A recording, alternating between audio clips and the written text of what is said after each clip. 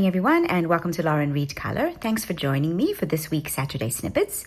Just a couple of things before we begin. If you hear a whiny dog in the background, it is Tobie, who is expressing all of his woes. If you watched last week's video, you will know that he jumped off the couch and broke his leg. Later on in the video, during the chatty portion, I will give you an update on how he's doing, if you can't hear for yourself. Also, that high-pitched whining is the wind. It has become very dry and very windy here, and spring has decided to arrive in a very loud and noisy fashion. Anyway, so today we are going to be continuing our page in Mijn Reis door Afrika by Rita Berman. Last week we started the page, which is the page that I am calling The Crocodile on the Sandbank, and we did the glowing purple sky. Today we're going to work on the building. So my plan for this page is to work from the top down. So yeah, we're going to work on the building, and we are using Caran d'Ache Pablo pencils for this. Let me just show you the color palette that we're going to be working on today. And of course, I will give you the equivalents in Prismacolors. So one moment.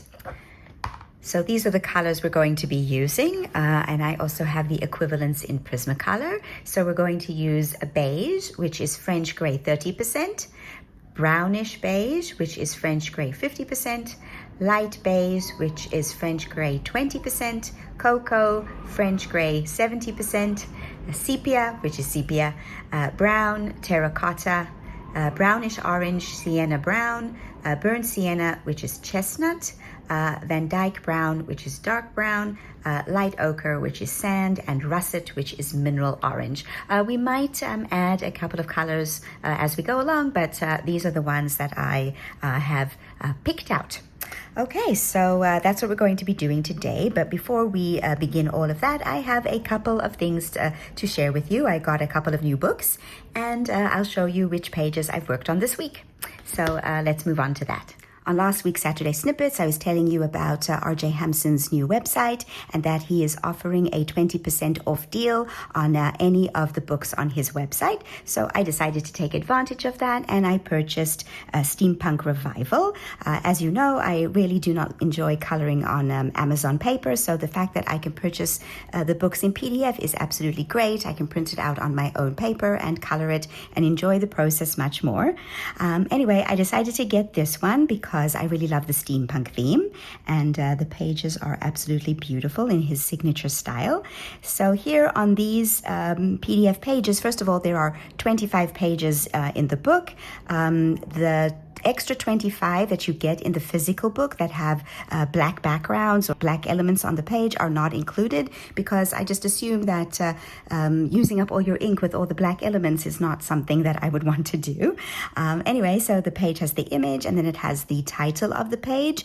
In the physical books, it has the title of the page on the opposing page, along with some little vignette, which is not included in the PDF version. But that's okay. I'm quite happy with just having the main image.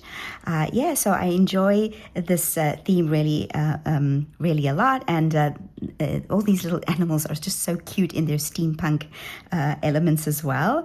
I am going to be coloring this page, The Clockmaker, for Wendy at Jazzy Doodle Designs collaboration.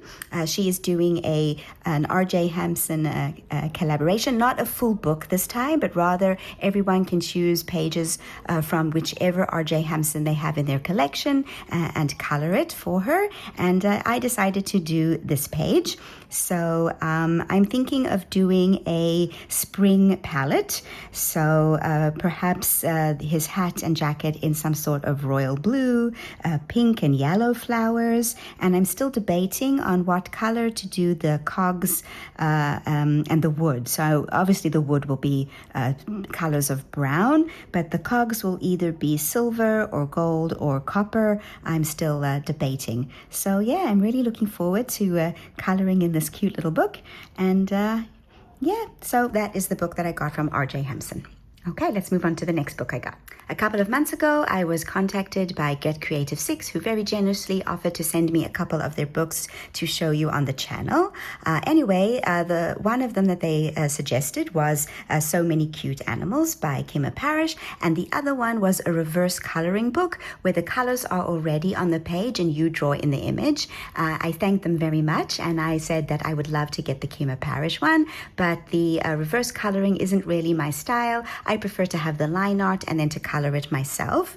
So yeah, they sent me this one, and it arrived this week. Unfortunately, it did get a little bit banged up in transit. I'm not really sure what happened. Either it got bent or it got wet and then got stepped on. But yeah, I'm still planning on coloring it if I can. So yeah, the images in this book are really beautiful. I'm thinking what I can do perhaps is take an iron and iron out the creases and still be able to color in it. But I'm looking forward to coloring these adorable pictures. The paper quality is really good. Yes, I've seen some other colorists coloring in this book. I think Erica at Elm Colors was doing one on her channel, on her Weekend Whip. And she was using, I think she was using watercolor markers. So I know it will take water, at least a small amount of water. It obviously isn't going to be taking alcohol markers because it is double-sided. But yeah, I'm sure pencils, watercolor markers will all work on this paper. And I cannot wait to choose a page and to color it. Oh, this one is adorable. I love anything to do with tea and teapots. So that one is right up my alley. The theme is quite seasonal. There, I think it covers all of the seasons. I was watching another review on YouTube where they were saying that the first book in the series, which is So Many Cute Animals, tended to focus, I think, on the spring and summer months, and there weren't that many autumn and winter pages, but this one is a lot more seasonally diverse. For example, here we've got this little frog, but it's got moths and mushrooms, so that's definitely an autumn page. And it's also got spring and summer pages. Oh, here's another autumn one for Halloween. So I definitely think that there is more diversity in the themes of the book this time. I think we're moving into the winter months because we've got boots and jackets. Yeah, so it is really a lovely book with such adorable little pages to color. And yeah, I will get past the creases by ironing it. Anyway, so yeah, I really like this book. And I'm really, really grateful and happy that Get Creative 6 was generous enough to send it to me. Yeah. All right. So let me know on the channel if you would like me to color a page in this book as a color along, because I'd be happy to do that. Okay. We can see how we can handle any of the creases while we're coloring. Oh, that one's so cute. Oh, yes. I know, Tobie. Tobie agrees. It's very cute. Oh, I like that one. That one's also nice. Oh, potion bottles, letters. This one has lots of different things that you can color. Okay, I like that. Really lovely book. And there are quite a few pages. I mean, there's a lot to color in it. Oh, I like this one too, with the strawberry. I think that's a lemur. Is that a lemur? Yes, I think so. Oh, so cute. Are those goats? Really cute. Oh, a walrus.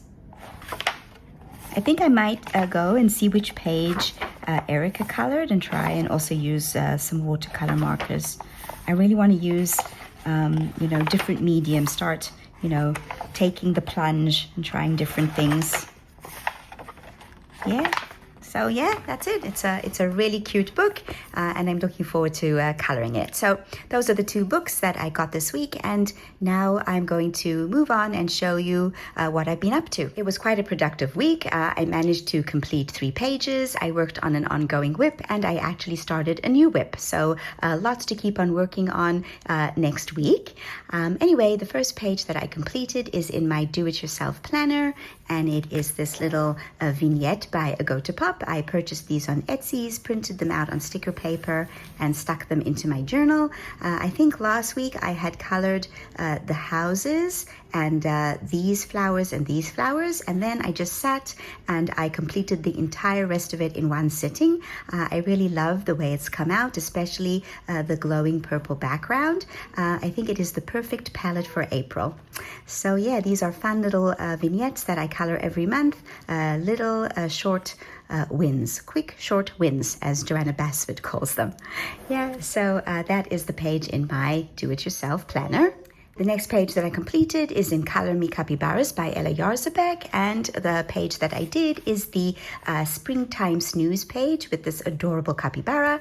I used this palette from Sarah Renee Clark's Color Cubes. Of course, I did add the blue to the palette myself.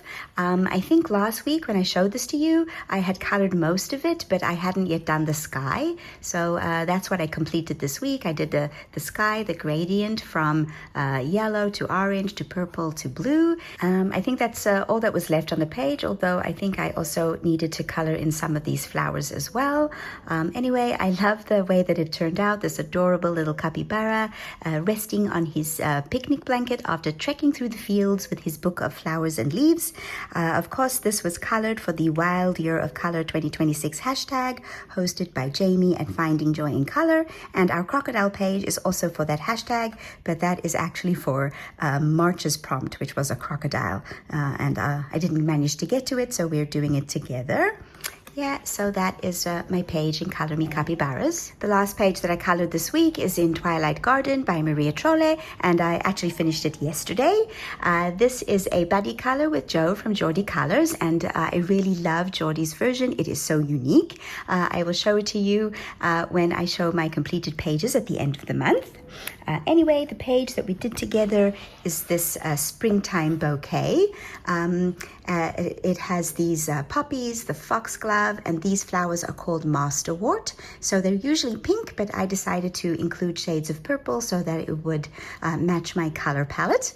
Anyway, I also went for pink poppies rather than red poppies because I'd seen so many different versions with red poppies, and I wanted it to be a little bit different. And I also put in this smoky background, and I think it makes everything really glow. So I loved coloring this page, and I loved chatting with Geordie as we were coloring it together. That was a lot of fun. So that is my page in Twilight Garden. The whip that I worked on this week is in The Night Voyage by Daria Song, and it is this double page spread of the cat in the city. So I have added the buildings to the page, and I put in the Neocolor 2 background. So right now I am in my debating stage. I want to put in fluffy clouds, and I have 2 options. Either I could go with another layer of Neocolor 2s, or I could try to use gouache, and I'm actually leaning towards the gouache because I want to try to do that technique and try it out and see how it works.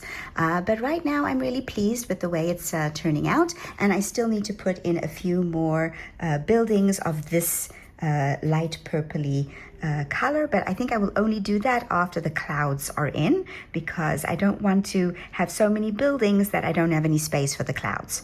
I'm enjoying coloring on this using lots of different wet mediums. So we have Inktense and Neocolor 2, and then I'm going to use the gouache. I think I'm really going to try that technique. Yeah, so it is in The Night Voyage by Daria Song. And the whip that I started this week is in Mythographic Dragonspell by Joseph Katzenbang. I am coloring this book together with lots of people on Instagram in the Dragonspell group, and the page for April is the Dragon Travels page. So yeah, this one is turning out to be a bit of a challenge. I started out trying to have a red sky, but I didn't like it. So I erased, and then I decided I would go for pink instead. So it is a gradient pink to peach color palette, and I like it much more. My idea here is that this dragon has been very bad. He was on a plane and he caused the plane to crash, and now he has washed up on this beach. So I added in the squiggly lines for the beach and the sand, and I still have some shading to do there. All of that is pencils. The background and the beach are all castle art pencils, but the suitcases so far are based with alcohol marker, as is the dragon. I am going for a gold dragon with a purplish bluish chest, and then sort of like tealy flowers, and the accents on the flowers will also be the accents for the suitcase. I have still not yet decided what I am going to do with the hibiscus. I'm leaning towards purple, but I don't know. I might do them orange. Yeah, still debating that. But yeah, I like the way that it's turning out so far. And he is a really cute, if somewhat aggressive little dragon who caused a plane crash. Anyway, so that is my page in Dragonspell by Joseph Katzenbang. And now we're going to move on to coloring our crocodile in Mein Reis durch Afrika by Rita Berman. Right, so we are zoomed in, and we are going to color this building. I'm thinking that I want it to be sort of a beigey, a yellowy color. We'll see what we get. Anyway, I'm starting off with beige, and in Prismacolor it is French gray 30%. So I'm just going to put this color down on everything, okay? The spaces are pretty small, so we will see. Oh, I see. Do I want to? No, let's make that a window rather than a see-through thing like we did there. Yeah, okay, so we've gotten started. Hi everyone, I am hoping that you are having a good weekend and enjoying the coloring. My week was pretty busy. In addition to looking after Tobie, I also went back to work. So after the Passover break, we're teaching on Zoom, and it's really hard. The students are struggling. They're tired. It's very often they also aren't getting enough sleep because of sirens and things. So yeah, it's a struggle to wake up in the morning and then have to go on to Zoom and anyway, but we're making the best of the situation. And Tobie does not like it. He had all of my attention for the entire holiday, and now that I'm back to work, he is not getting as much attention, so he starts to squeal and throw a temper tantrum. So yesterday, while I was teaching, I decided, I would just pick him up and put him on my lap. And the students loved this. They thought it was so, they thought he was so sweet. They don't have to live with him. But he's all right. So anyway, that was interesting, teaching with one hand. Because, I type up some of the information in a Word document, and I was doing that one-handed. Okay, so I'm just putting in the shadows where Rita has indicated them. So basically it's light pressure on everything, and then where the shadows are, I'm just putting slightly heavier pressure with the same pencil. Okay, we'll go in and we will deepen up shadows with the darker color in a few minutes. All right. I'm thinking of making the dome of this, I think it's a mosque. These are minarets. So I think it's a mosque, and I'm thinking of making the dome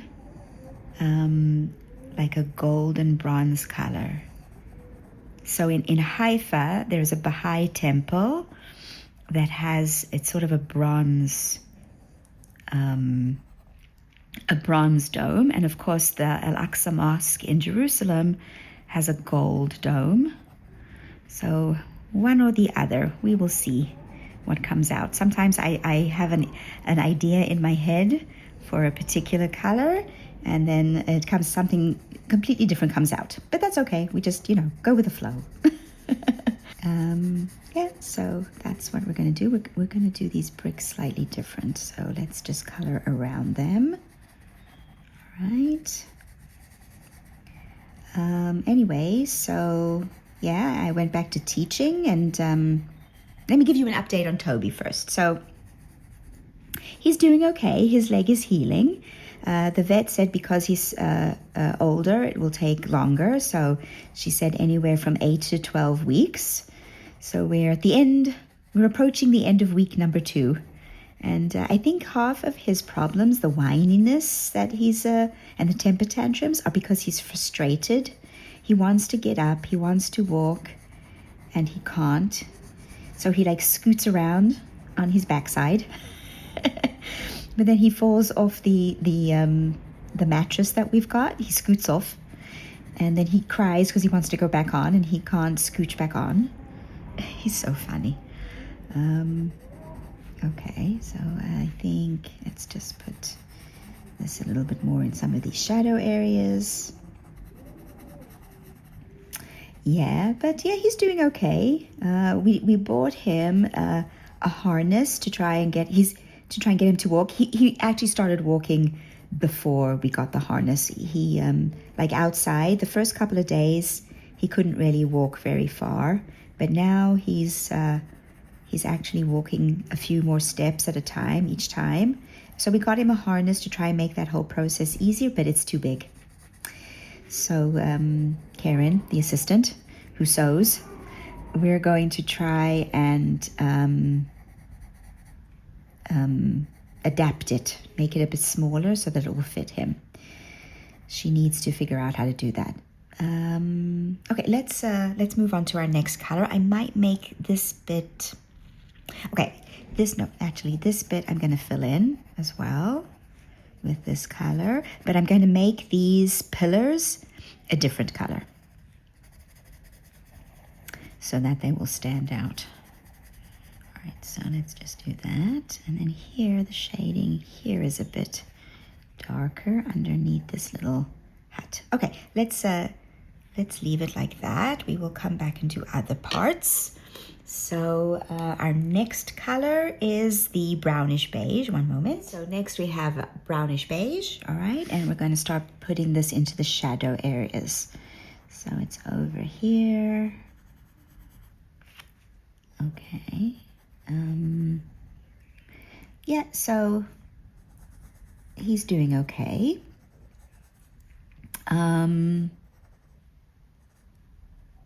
What else happened this week? So work, Tobie. I'm still watching The Leftovers. That show is very strange. It's I'm not really sure what's going on.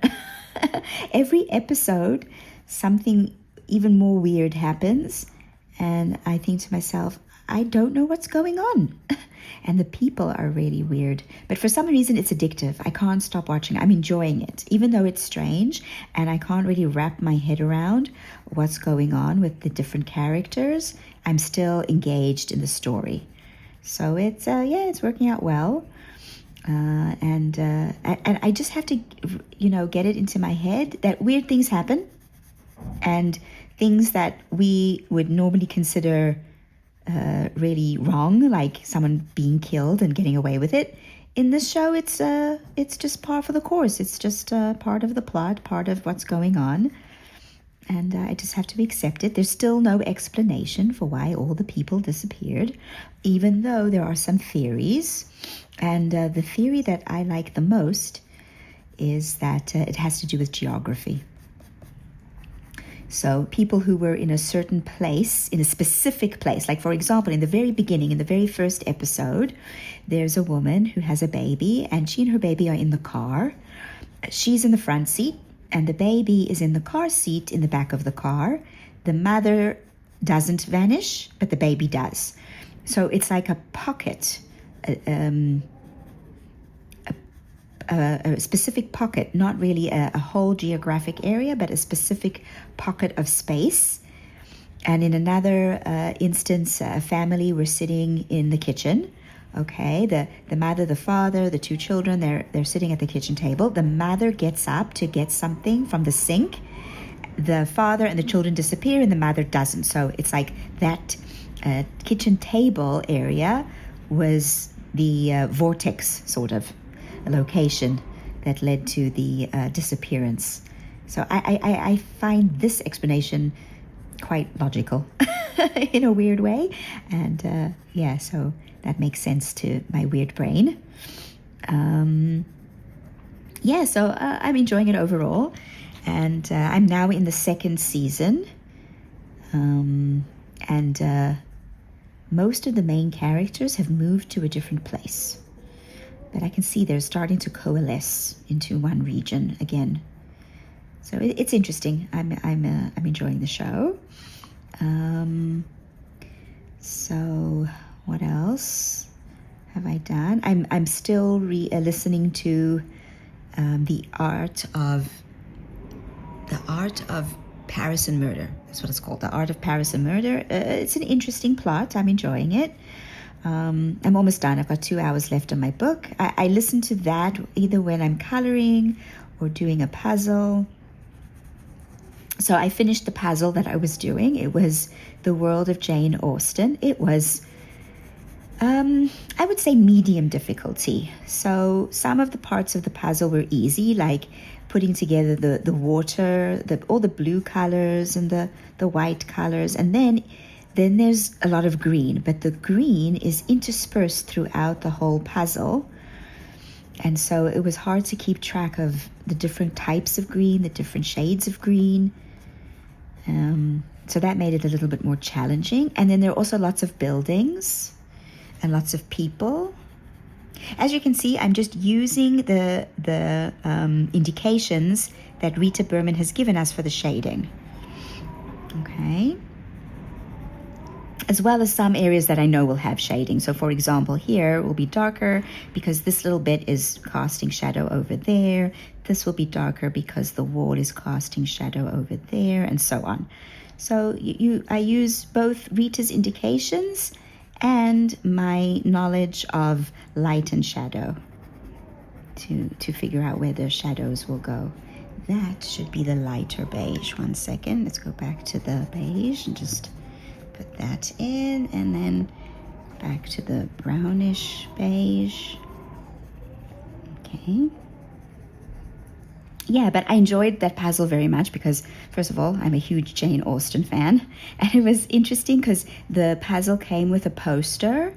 In addition to the front of the poster is the picture in the puzzle so that you can, see what goes where. Slightly larger than the picture on the box of the puzzle. And then on the back was information about the different characters from her books and indicating where in the puzzle each one goes. Okay, so this part over here is basically the wall of this minaret. And it's going to be darker. So I'm going to take the brownish beige and just fill in all of this. Sorry for that short pause. I'm still with the brownish beige, and we're putting it into this area over here, which is in the deepest shadows. So I'm just putting it in a little bit darker, and then we'll deepen up the shadows there for with a different color as well. Okay. Yeah, so where else do we want to put this? Over here, so underneath this roof section, and then down the side. Yeah, so I don't remember what I was talking about. Anyway, so so as I said, I went back to work, and Tobie helped. And in one group, we are continuing my introduction to poetry class. We are continuing to learn all about different poetry forms. So we learned about acrostic poems, which are poems where the first letter of each line of the poem forms a word. So there's quite a famous poem by John Keats that is an acrostic poem, and all the first letters of the lines of the poem form the name Georgiana, who was his sister-in-law. So he dedicated that poem to her. So that's one. Then we learned about ballads and all sorts of other types of poems, cinquains and sestinas and sonnets. So yeah, that was interesting. Okay, we're going in with our next color, which is Van Dyke Brown. And I was showing them how you could determine what kind of poem it is very often by the number of stanzas in the poem or the number of lines in each stanza. So for example, a sonnet is a love poem, and it has 14 lines divided into 8 and 6. So the first 8 lines are called an octet, and the second 6 lines are called a sestet, and they have very, very strict rhyme schemes. So depending on what kind of sonnet it is, there are 2 kinds of sonnets. There are Shakespearean sonnets, made famous by Shakespeare, and in those, the last 2 lines of the sestet always rhyme, and I think it's A B A B C D C D G G, something like that, or something like that. It's escaped me right now. And the other kind of poem sonnets are Petrarchan sonnets by Petrarch. All of his sonnets were dedicated to the woman that he was in love with, Beatrice. I think her name was Beatrice, yes. And his sonnets have a different rhyme scheme. So I was showing them examples and how to tell which kind of sonnet it is.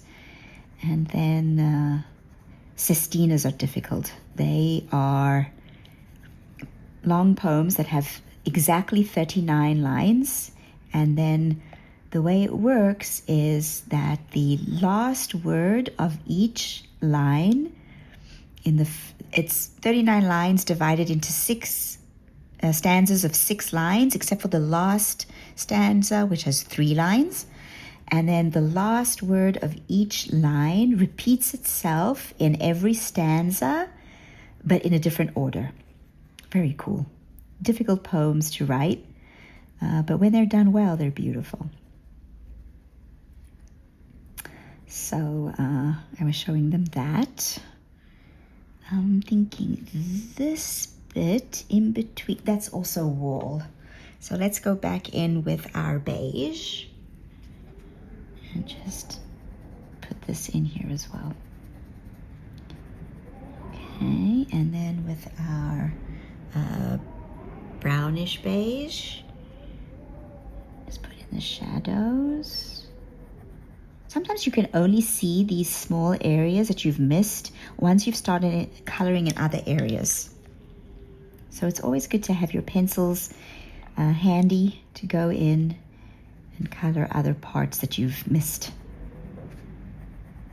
I think I'm going to make this dark here so it stands out. Okay, and I just want to darken up the shadows there. Okay, so we're back with we're still with the Van Dyke Brown, and we're just putting in our shadows in the other areas. Yeah, so, and then we started to actually analyze a poem.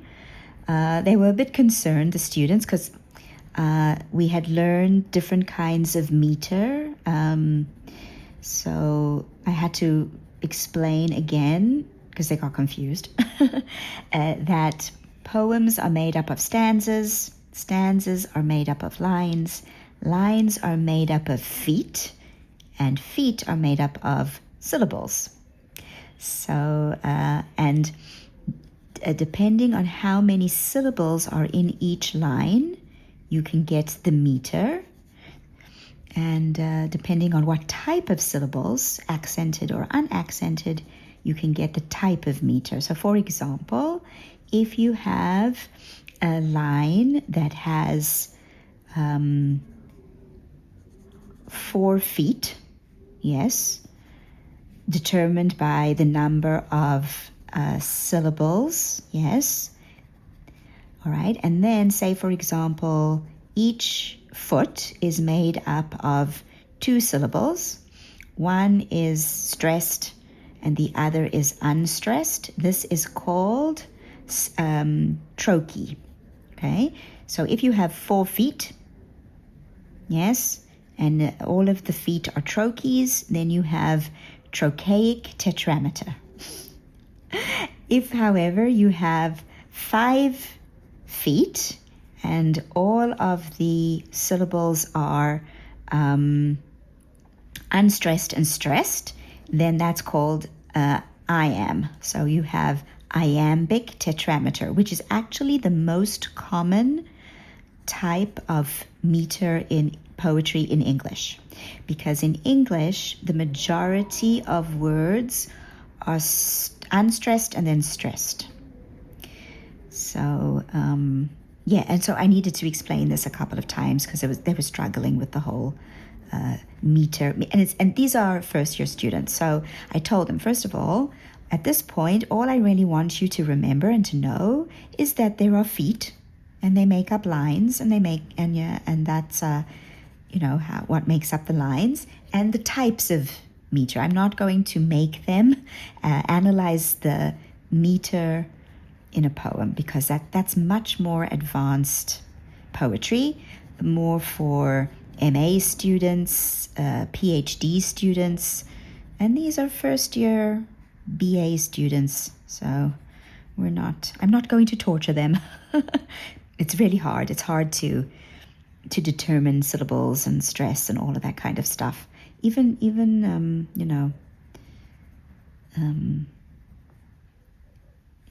It also depends on your ear. Some people are good at it. Some people can identify stress quite easily, and other people struggle. So it all depends on your ear. Yeah, so they relaxed a bit after that. Once they realized I wasn't going to make them do that. Okay, this one over here needs a little bit more of the beige. Okay, and I also want to do this. Okay, and we can put in some color there. There, wow, these spaces are so tiny. Put some over there as well. Over there. Okay. Oh, I like that. That's coming out nicely. The tops of the minarets, I'm going to make metallic colors. So we'll have gold, copper. For that, I'm thinking let's do these roofs. I'm with the Van Dyke brown. So let's just put that in. I'm leaving a highlight, yes, on the, it's my right, on the right. Even though, there we can have it on the right. This time I'm going to put it on the left because we have these stars shining. So let's put the highlight on the left for this one. And I'm just going to blend that out using the beige and then deepen up my shadows again. I love these pencils. They are so smooth. Now here we have a shadow casting there. All right, so we're just gonna put the highlight on this side. Okay, and here also the tail of the crocodile is casting shadow, so we'll just do that. Here, I am on camera, yes. here we're going to deepen up this shadow. Okay, I think I want to put a little bit of some sort of yellow color just to indicate a glow from the windows. So we're going to have lights in the windows, and I want there to be sort of a glow on the building from the lights of the windows as well. Maybe we'll put the lights for the windows in first, and then we'll put the glow. Have I missed anything? Yeah, this we're going to make darker over here. Okay, and here too. Okay. Oh, I like that so far. That's looking really nice. I think it works really nicely with the purple sky. Okay, now what we're going to do is I want to put in the lights in the windows. So for that, I'm going to use ochre and russet. So 1 second. So for this, I have light ochre, which in the Prismacolor is sand, and I have russet, which in Prismacolor is mineral orange, and I will also be using the Van Dyke brown, yes, as well. What did we say that was in the Prismacolors? That is dark brown. Okay, so we're going to use these 3 colors to do the lights in the windows. So first I'm just putting a light layer of the ochre. This bit should be darker, so I'm just going back in with the beige and then with the Van Dyke brown just to do this bit. Okay, right, where else do we have windows? That's a window, that's a window, this one. Yeah, so that's what we did in the poetry course, and in the 20th century literature course, we are studying The Lottery by Shirley Jackson. So I'm always impressed by students each semester. I don't always teach the same works every semester, so it's been a while since I've taught The Lottery. And the last time I taught it was, I think, about, I want to say either 2 or 3 years ago. And it's when Netflix had The Haunting of Hill House was on.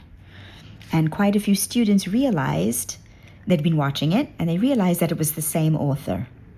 The Haunting of Hill House is also by Shirley Jackson. Okay, now we're taking the russet. Okay, and we're just going to put a tiny bit. Now, see here how on these windows there's some shading. So I'm just going to put in the russet on those shaded areas. Okay, and the other windows don't have that indication of shading, but I'm basically going to copy it into the other windows.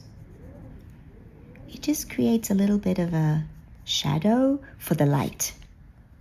I know it's weird, the light having shadow, but when you do that, it makes it glow a little bit. So yeah, just in the tiny little amounts. I might not put in the Van Dyke brown. I think it's too much. We'll just leave it with the russet. Okay. There we go. And then we're just going to blend that out again with the ochre. Oh, this one needs a bit more. Okay, and then we've got our lights. Okay, and then I'm going to take this ochre, this light ochre, and I am just going to put this a little bit into the wall to make it look like there's a glow of light on the walls from these lights. So you put it a little bit into the highlight area, just a little bit. It will give it a sort of yellow glow a little bit, and this will add some character to it. Okay. Yeah, so we were reading The Lottery and discussing it, and about, the whole message of that story is about blind obedience, developing critical thinking skills and not just doing something because it's a tradition. So, yeah, I think they enjoyed it. It made them think, which is always a good thing. And we also talked about how, well, I don't want to give anything away if you've never read the lottery. Let's suffice it to say it doesn't end well. It's a lottery, but the winner is not going to be pleased with their reward. Okay. I now want to think, what do I want to do with this bit over here? Do I want to do these stripes? I think I'm going to leave it for now. I might do these sections, this one and this one, in a similar way that I do the bricks here below, so that we get a nice cohesive look. I think we're going to do that. All right, let's do this little building over here, and then I think that will be it for today. So let's, I just want to, while I've got the colors out and I'm in my zone, I want to just make sure that they look alike. So that's, because sometimes if you take a break and then you come back, even if you're using the same pencils, if you've taken a break and you're not in the same sort of coloring zone, then different parts of the page could come out looking differently when you don't want them to look different. I hope that makes sense. I'm not sure that made sense. So I like to at least finish coloring elements that are the same on the same day, so that they look the same. Because even on the next day, it could be that, I have slightly different pressure or something like that. So this one too. Okay. Yeah, so we did the lottery. And I think they enjoyed it. So that was nice. Okay, now we're going back in with the brownish beige. Okay. And we're putting it here in the shadow where Rita has indicated it. And here on the top of this. Yeah, so what else? Some threads updates. I love threads. I love the animal videos. If you've been watching these Saturday Snippets, you know that. So an update on the podium pups, also known as the heated rivalry pups. So there were 5 to begin with, and 2 have been adopted.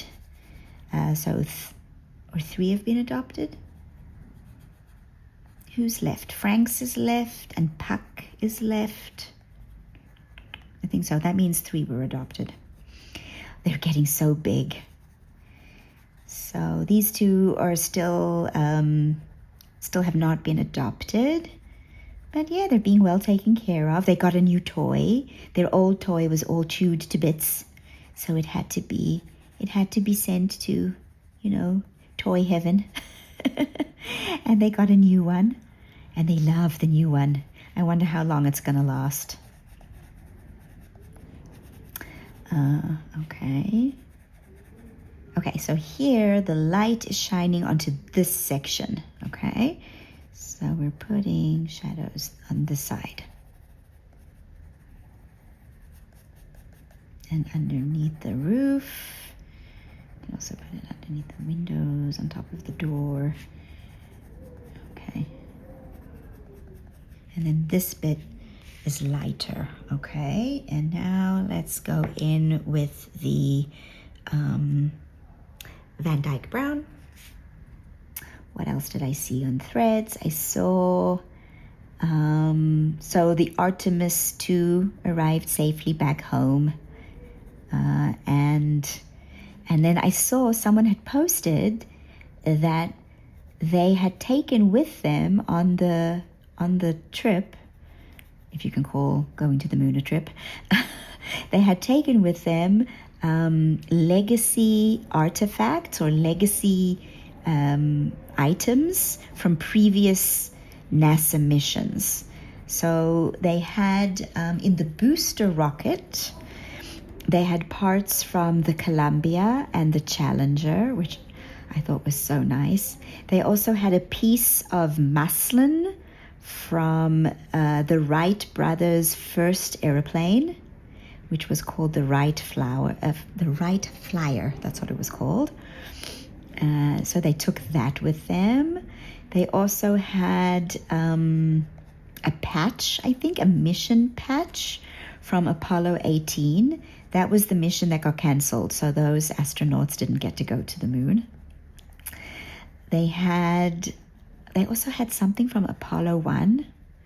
That's the one where they had that terrible fire on the tarmac during a test and the astronauts were killed. That was sad. Gus Grissom, Roger Chapin, and I can't remember the name of the other one.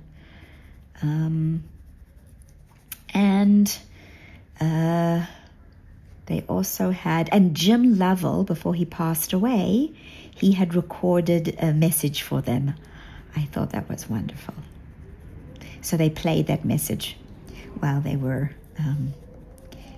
in the orbiter. Okay, now let's put in the windows. So yeah, we're doing this and this and this. I'm also going to do them here. And we're going to make it like the doors open. Okay, and here we're just going to put the Van Dyke Brown very, because it's in the shadow.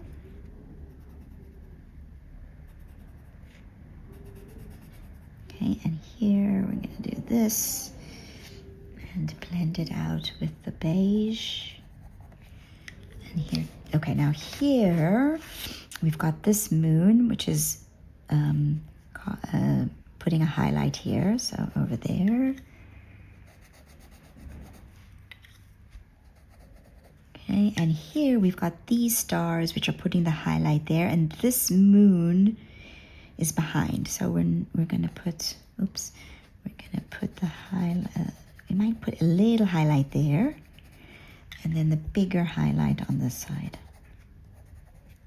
Okay, and we just deepen up the shadows. Oh, yes, that's nice. And now wait, we need the russet just to put our shadows over here.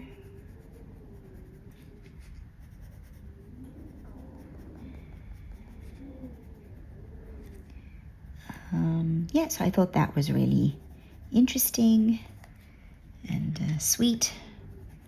What else did I see?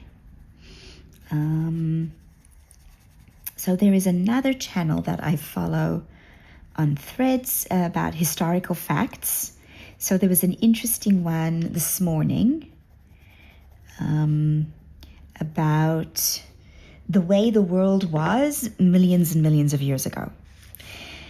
So for example, wait, let me just decide. Oh, I mustn't forget that one. Okay, I knew there was something else that I hadn't done.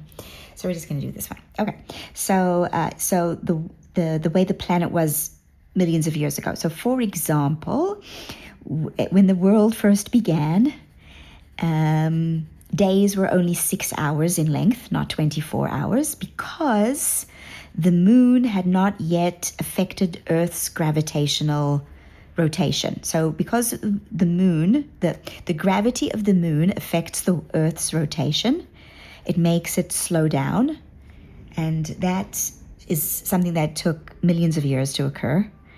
And so when the Earth first was born, yes, days were 6 hours until the moon's gravitational pull started to affect the Earth.